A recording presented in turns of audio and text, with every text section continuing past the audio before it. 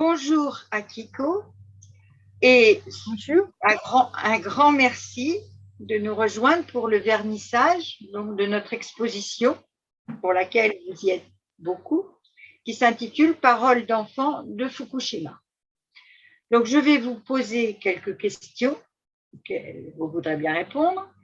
Et voilà, la première, c'est comment vous est venue l'idée de faire un article sur les enfants de Fukushima? D'accord. Merci Cécile pour cette question. À l'époque, j'étais en train de rédiger ma thèse sur les vécus des enfants hospitalisés à Dakar, Sénégal, en tant qu'une spécialiste de l'enfance et de la santé. Ensuite, sont survenus le grand séisme au nord-est du Japon et l'accident nucléaire. Ce fut une expérience bouleversante.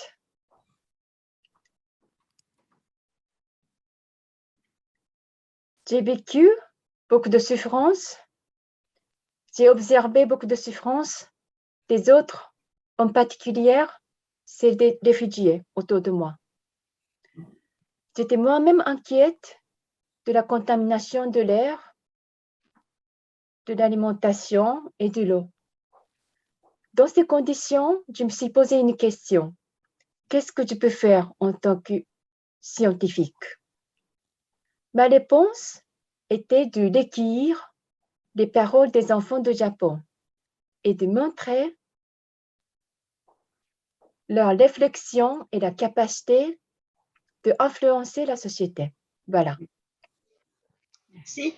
Et comment avez-vous recueilli les paroles des enfants?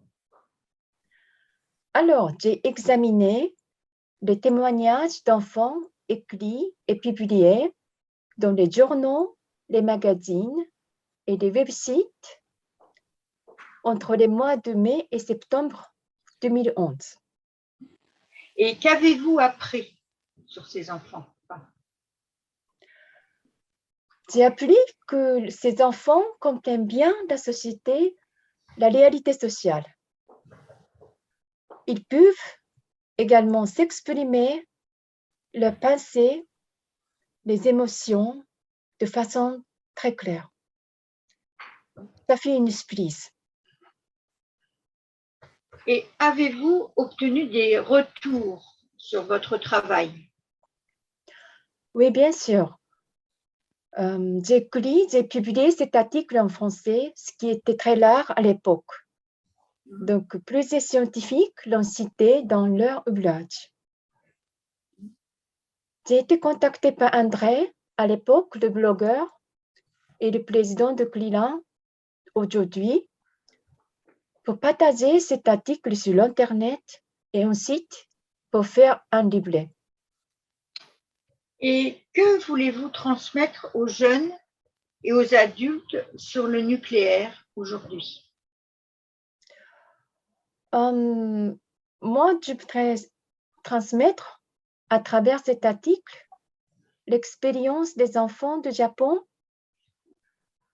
la disruption irréversible que la contamination peut provoquer. Je voudrais dire aussi que les enfants peuvent comprendre bien la société, la réalité, ce qui se passe autour de nous, et que leurs mots peuvent être très puissants. Et au Japon, le nucléaire est-il une préoccupation? Oui, pour la majorité des Japonais, oui. Je respecte différentes opinions. C'est bien respecté, mais on est d'accord sur le point. On ne peut plus jamais vivre la même vie après l'accident.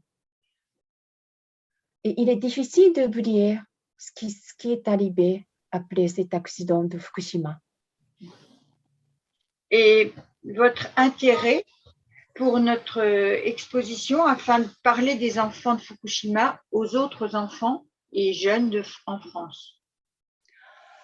Alors, je voudrais d'abord remercier André et son équipe, Cécile, même aussi, pour organiser cette exposition. L'article est inutile si personne ne le lit. Moi, je ne suis pas activiste moi-même, mais je suis très contente que l'article puisse provoquer le débat. Je vous remercie. Merci.